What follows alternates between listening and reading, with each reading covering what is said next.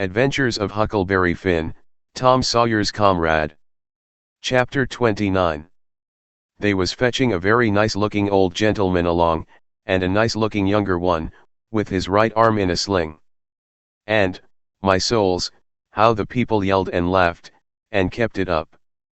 But I didn't see no joke about it, and I judged it would strain the Duke and the King some to see any. I reckoned they'd turn pale. But no, nary a pale did they turn. The Duke he never let on he suspicioned what was up, but just went a-goo-gooing around, happy and satisfied, like a jug that's googling out buttermilk, and as for the King, he just gazed and gazed down sorrowful on them newcomers like it give him the stomachache in his very heart to think there could be such frauds and rascals in the world. Oh, he done it admirable. Lots of the principal people gathered around the King, to let him see they was on his side. That old gentleman that had just come looked all puzzled to death. Pretty soon he begun to speak, and I see straight off he pronounced like an Englishman, not the King's way, though the King's was pretty good for an imitation. I can't give the old gent's words, nor I can't imitate him, but he turned around to the crowd, and says, about like this. This is a surprise to me which I wasn't looking for, and I'll acknowledge, candid and frank, I ain't very well fixed to meet it and answer it, for my brother and me has had misfortunes, he's broke his arm. And our baggage got put off at a town above here last night in the night by a mistake. I am Peter Wilkes' brother Harvey, and this is his brother William, which can't hear nor speak, and can't even make signs to amount to much, now he's only got one hand to work them with. We are who we say we are, and in a day or two, when I get the baggage, I can prove it. But up till then I won't say nothing more, but go to the hotel and wait. So him and the new dummy started off, and the King he laughs, and bled hers out. Broke his arm, very likely, ain't it, and very convenient, too, for a fraud that's got to make signs, and ain't learned how. Lost their baggage. That's mighty good, and mighty ingenious, under the circumstances. So he laughed again, and so did everybody else, except 3 or 4, or maybe half a dozen. One of these was that doctor, another one was a sharp-looking gentleman, with a carpet-bag of the old-fashioned kind made out of carpet stuff, that had just come off of the steamboat and was talking to him in a low voice. And glancing towards the King now and then and nodding their heads, it was Levi Bell, the lawyer that was gone up to Louisville, and another one was a big rough husky that come along and listened to all the old gentleman said. And was listening to the King now. And when the King got done this husky up and says, "Say, looky here, if you are Harvey Wilkes, when'd you come to this town?" "The day before the funeral, friend," says the King. "But what time o' day?" "In the evenin', 'bout an hour or 2 before sundown." "How'd you come?" "I come down on the Susan Powell from Cincinnati."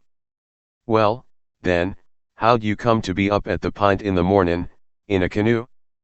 "I warn't up at the Pint in the mornin'." "It's a lie." Several of them jumped for him and begged him not to talk that way to an old man and a preacher. "Preacher be hanged, he's a fraud and a liar. He was up at the Pint that mornin'." "I live up there, don't I?" "Well, I was up there, and he was up there. I see him there. He come in a canoe, along with Tim Collins and a boy." The doctor he up and says, "Would you know the boy again if you was to see him, Hines?" "I reckon I would, but I don't know." "Why, yonder he is, now. I know him perfectly easy. It was me he pointed at." The doctor says, "Neighbors, I don't know whether the new couple is frauds or not, but if these two ain't frauds, I am an idiot, that's all. I think it's our duty to see that they don't get away from here till we've looked into this thing. Come along, Hines, come along, the rest of you. We'll take these fellows to the tavern and affront them with t'other couple, and I reckon we'll find out something before we get through." It was nuts for the crowd, though maybe not for the King's friends, so we all started. It was about sundown.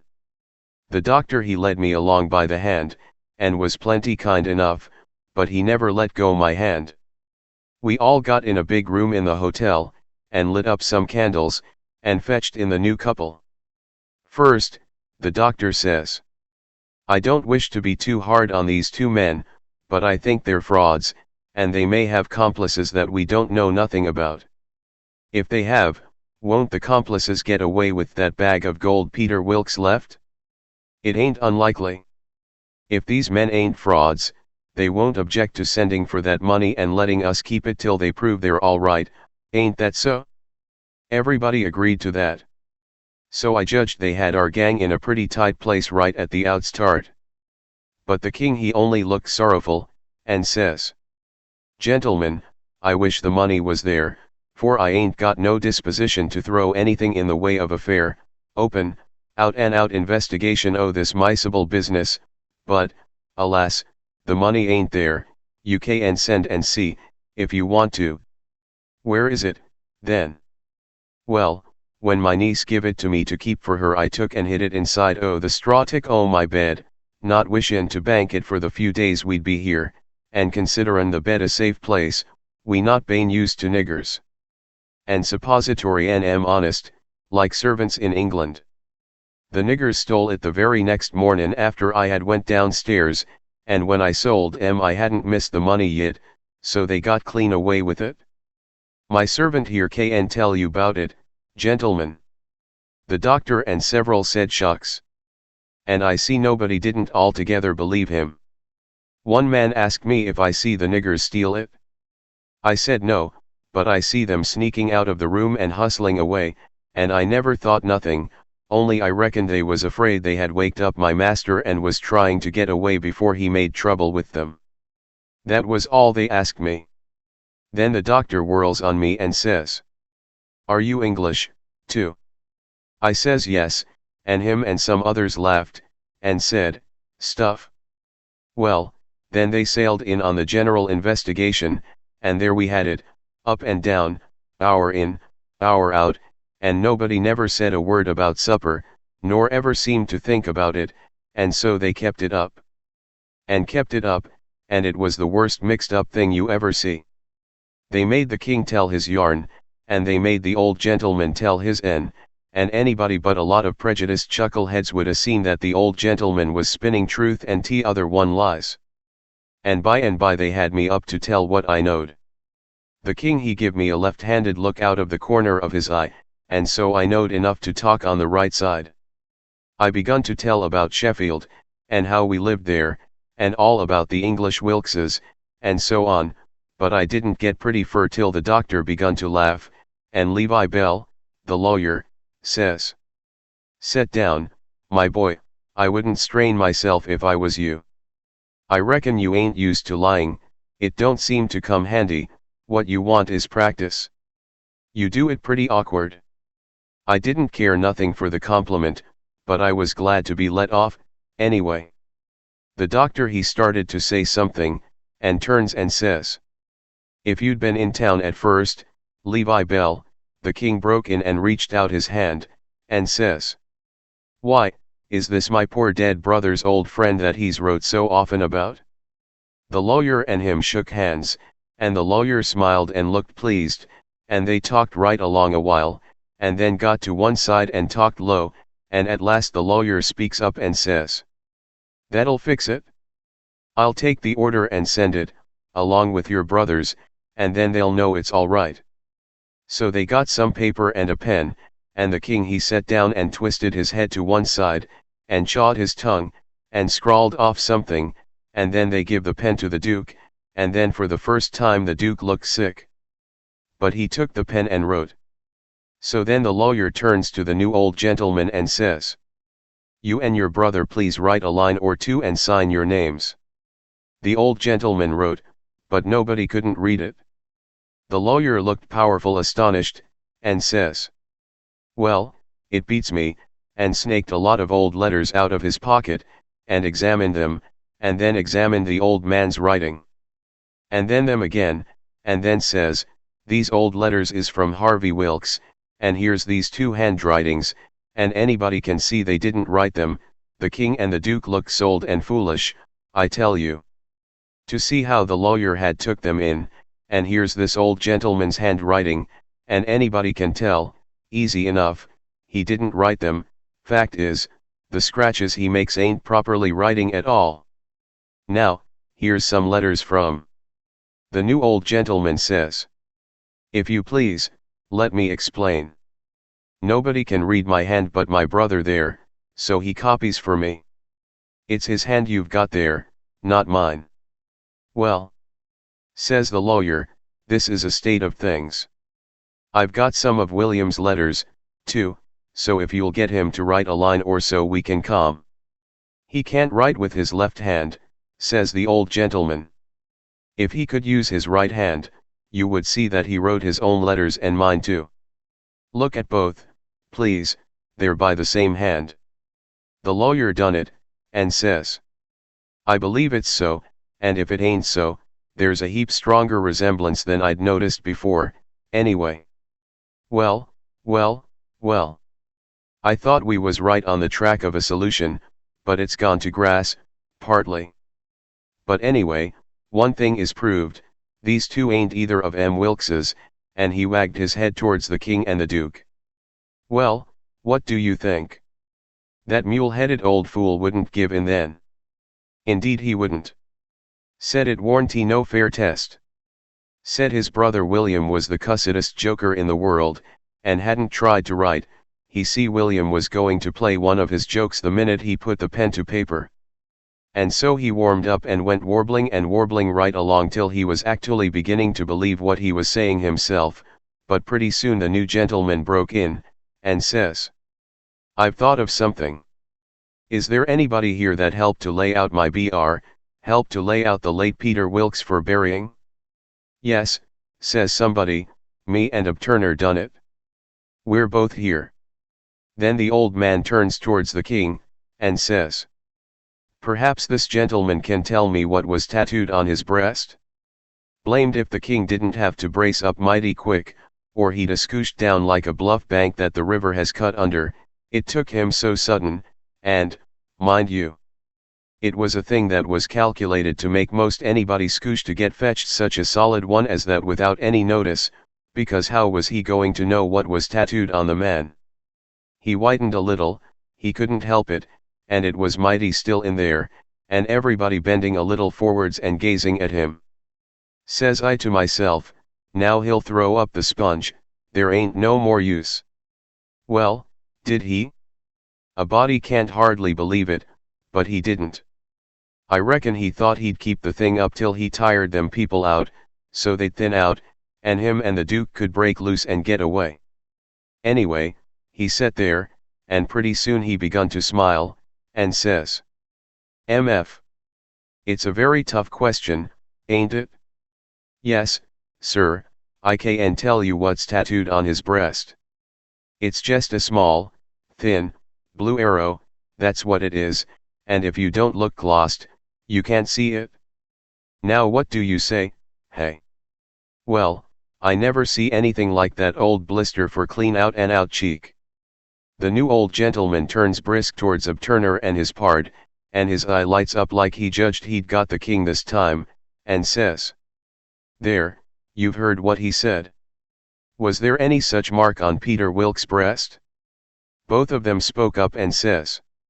We didn't see no such mark. Good. Says the old gentleman. Now, what you did see on his breast was a small dim P, and a B, which is an initial he dropped when he was young, and a W, with dashes between them, so, P, B, W, and he marked them that way on a piece of paper. Come, ain't that what you saw? Both of them spoke up again, and says. No, we didn't. We never seen any marks at all. Well, everybody was in a state of mind now, and they sings out. The whole bilin of MS frauds. Lees duck M. Lees drown M. Lees ride M on a rail. And everybody was whooping at once, and there was a rattling powwow. But the lawyer he jumps on the table and yells, and says. Gentlemen, gentlemen. Hear me just a word, just a single word, if you please. There's one way yet, let's go and dig up the corpse and look. That took them. Hooray! They all shouted, and was starting right off, but the lawyer and the doctor sung out. Hold on, hold on. Collar all these 4 men and the boy, and fetch them along, too. We'll do it. They all shouted, and if we don't find them Marks will lynch the whole gang. I was scared, now, I tell you. But there warn't no getting away, you know. They gripped us all, and marched us right along, straight for the graveyard, which was 1.5 miles down the river, and the whole town at our heels, for we made noise enough, and it was only 9 in the evening. As we went by our house I wished I hadn't sent Mary Jane out of town, because now if I could tip her the wink she'd light out and save me, and blow on our dead beats. Well, we swarmed along down the river road, just carrying on like wildcats, and to make it more scary the sky was darking up, and the lightning beginning to wink and flitter, and the wind to shiver amongst the leaves. This was the most awful trouble and most dangersome I ever was in, and I was kinder stunned. Everything was going so different from what I had allowed for, 'stead of being fixed so I could take my own time if I wanted to. And see all the fun, and have Mary Jane at my back to save me and set me free when the close fit come, here was nothing in the world betwixt me and sudden death but just them tattoo marks. If they didn't find them, I couldn't bear to think about it, and yet, somehow, I couldn't think about nothing else. It got darker and darker, and it was a beautiful time to give the crowd the slip, but that big husky had me by the wrist, Hines, and a body might as well try to give Golier the slip. He dragged me right along, he was so excited, and I had to run to keep up. When they got there they swarmed into the graveyard and washed over it like an overflow. And when they got to the grave they found they had about 100 times as many shovels as they wanted, but nobody hadn't thought to fetch a lantern. But they sailed into digging anyway by the flicker of the lightning, and sent a man to the nearest house, 1/2 mile off, to borrow one. So they dug and dug like everything, and it got awful dark, and the rain started, and the wind swished and swushed along, and the lightning come brisker and brisker, and the thunder boomed, but them people never took no notice of it. They was so full of this business, and one minute you could see everything and every face in that big crowd, and the shovelfuls of dirt sailing up out of the grave, and the next second the dark wiped it all out. And you couldn't see nothing at all. At last they got out the coffin and begun to unscrew the lid, and then such another crowding and shouldering and shoving as there was, to scrooge in and get a sight, you never see, and in the dark, that way, it was awful. Hines he hurt my wrist dreadful pulling and tugging so, and I reckon he clean forgot I was in the world, he was so excited and panting. All of a sudden the lightning let go a perfect sluice of white glare, and somebody sings out, "By the living Jingo, here's the bag of gold on his breast." Hines let out a whoop, like everybody else, and dropped my wrist and give a big surge to bust his way in and get a look, and the way I lit out and shinned for the road in the dark there ain't nobody can tell. I had the road all to myself, and I fairly flew, leastways, I had it all to myself except the solid dark, and the now and then glares, and the buzzing of the rain, and the thrashing of the wind, and the splitting of the thunder, and sure as you are born I did clip it along. When I struck the town I see there warn't nobody out in the storm, so I never hunted for no back streets, but humped it straight through the main one, and when I begun to get towards our house I aimed my eye and set it. No light there, the house all dark, which made me feel sorry and disappointed, I didn't know why. But at last, just as I was sailing by, flash comes the light in Mary Jane's window. And my heart swelled up sudden, like to bust, and the same second the house and all was behind me in the dark, and wasn't ever going to be before me no more in this world. She was the best girl I ever see, and had the most sand.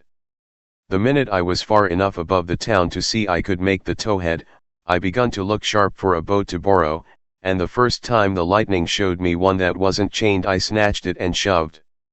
It was a canoe, and warranty fastened with nothing but a rope. The towhead was a rattling big distance off, away out there in the middle of the river, but I didn't lose no time, and when I struck the raft at last I was so fagged I would have just laid down to blow and gasp if I could afforded it. But I didn't. As I sprung aboard I sung out. Out with you, Jim, and set her loose. Glory be to goodness, we're shut of them. Jim lit out, and was coming for me with both arms spread. He was so full of joy, but when I glimpsed him in the lightning my heart shot up in my mouth and I went overboard backwards, for I forgot he was old King Lear and a drowned Arab all in one. And it most scared the livers and lights out of me. But Jim fished me out, and was going to hug me and bless me, and so on. He was so glad I was back and we was shut of the king and the duke, but I says, not now, have it for breakfast, have it for breakfast. Cut loose and let her slide. So in 2 seconds away we went sliding down the river, and it did seem so good to be free again and all by ourselves on the big river, and nobody to bother us. I had to skip around a bit, and jump up and crack my heels a few times, I couldn't help it, but about the third crack I noticed a sound that I knowed mighty well, and held my breath and listened and waited, and sure enough, when the next flash busted out over the water, here they come. And just laying to their oars and making their skiff hum. It was the king and the duke. So I wilted right down onto the planks then, and give up, and it was all I could do to keep from crying.